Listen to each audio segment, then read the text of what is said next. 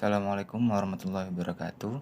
Perkenalkan, nama saya Agung Hanafi, mahasiswa Universitas Islam Negeri Bandar Lampung, Fakultas Syariah Prodi Hukum Tata Negara kelas HTNJ. Di sini saya akan menjelaskan sedikit tentang materi kebijakan publik. Langsung saja kita masuk ke dalam materinya. Yang pertama yaitu kebijakan publik merupakan suatu hal dilakukan pemerintah atau tidak dilakukan pemerintah. Contohnya subsidi minyak, adanya desakan terkait dihapusnya JHT dan pemerintah tidak melakukan itu. Mempelajari studi kebijakan publik merupakan suatu keniscayaan ilmuwan administrasi publik. Keniscayaan itu bukan saja nantinya administrasi publik yang membuat kebijakan, tetapi juga berperan dalam mengoreksi sebagai kesalahan dalam rumusan kebijakan yang selama ini terjadi. Studi kebijakan publik akan memberikan dasar yang kuat seorang individu yang ingin mengembangkan analis kebijakan. Pada studi ini akan banyak disinggung keterkaitan studi publik dengan tujuan praktis, misal keperluan analis kebijakan, mengenai latar belakang munculnya suatu kebijakan studi publik. Ya, ini di satu ada pemikiran tentang kebijakan publik bukanlah suatu yang baru, ada baik pemerintah maupun masyarakat. Yang kedua, sebagai suatu studi ilmu di dalam dunia kampus, khususnya di Indonesia. Mengapa kebijakan publik dibutuhkan? Jadi muncullah suatu kebijakan publik karena adanya masalah. Contoh, COVID-19. Pemerintah dituntut melakukan kebijakan seperti vaksinasi. Klasifikasi masalah dapat pula dibagi menurut waktu perkembangan dari masyarakat. Semakin tingginya tuntutan publik, sejatinya kebijakan publik yang dibuat oleh pejabat publik harus mendengarkan aspirasi dari masyarakat. Contohnya JHT. Mengapa kebijakan publik itu dibutuhkan dalam perkembangan administrasi publik?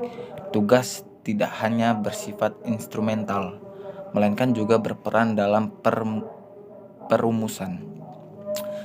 Menurut jenisnya, terbagi atas masalah lalu lintas, energi, narkoba, penyakit menular, pencemaran lingkungan.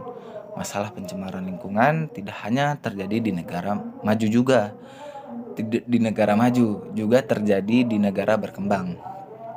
Masalah energi terjadinya kelangkaan minyak, pengoplosan, penimbunan, dan lain-lain. Rencana pembangunan menjadi pedoman bagi masyarakat yang ingin dicapai melalui mobilisasi, baik itu dana politik, alam, dan lain-lain, untuk memecahkan suatu masalah yang ada. Kebijakan publik merupakan suatu hal dilakukan pemerintah atau tidak dilakukan pemerintah. Subsidi minyak, adanya desakan terkait dihapusnya JHT dan pemerintah tidak melakukan itu.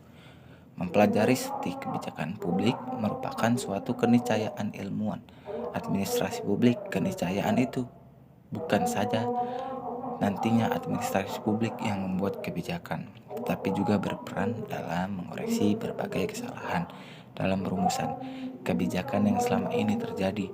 Studi kebijakan publik akan memberikan dasar yang kuat seorang individu yang ingin mengembangkan analis kebijakan.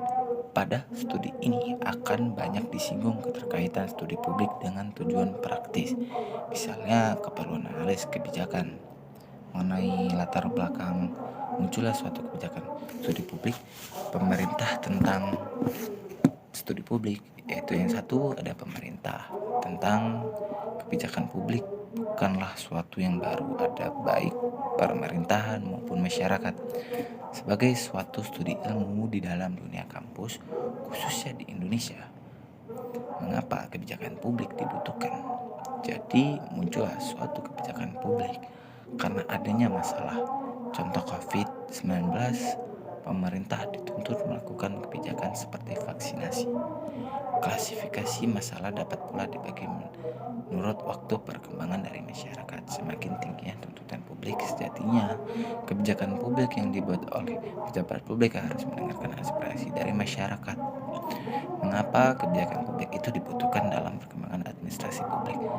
Tugas tidak hanya bersifat instrumental, melainkan juga berperan dalam perumusan. Menurut Indonesia terbagi atas masalah lalu lintas, energi, narkoba, penyakit menular, pencemaran lingkungan.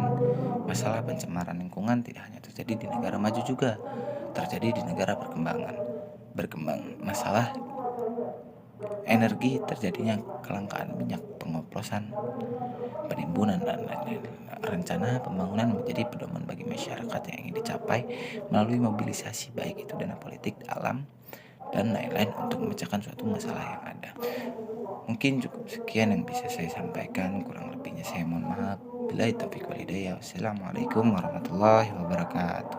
Assalamualaikum warahmatullahi wabarakatuh. Perkenalkan, nama saya Agung Hanafi, NPM 1821020331. Di sini saya akan membacakan tentang dasar hak asasi manusia yang bagian C. Hak asasi tidak dapat dideskripsikan oleh seorang filsuf maupun seorang pemikir atau politisi, namun para filsuf mempunyai peran yang penting. Setiap hak asasi jadi setiap tuntutan. Yang didasari merupakan hak asasi adalah hasil suatu proses berkembangnya suatu kesadaran. Misalnya pasal 3 pernyataan PBB bahwa setiap orang berhak atas kehidupan, kebebasan, dan keamanan pribadi. Hak asasi itu tidak diciptakan melainkan ditemukan karena masyarakat merasa bahwa mereka memang memilikinya, tetapi juga diciptakan dalam arti bahwa perumusannya adalah hasil refleksi, pembicaraan, dan kesepakatan.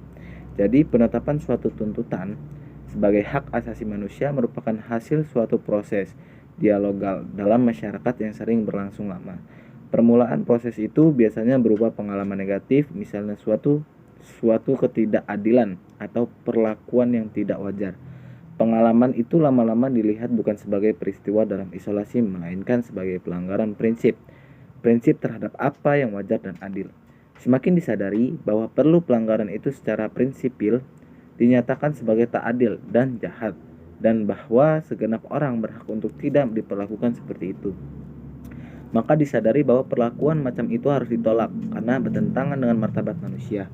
Akhirnya tercetus rumusan bahwa setiap orang berdasarkan martabatnya sebagai manusia berhak atas perlakuan tertentu, misalnya atas kemerdekaan.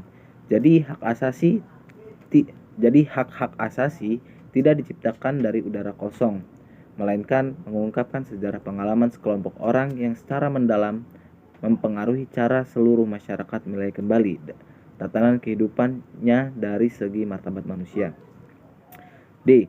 Pengelompokan hak asasi manusia.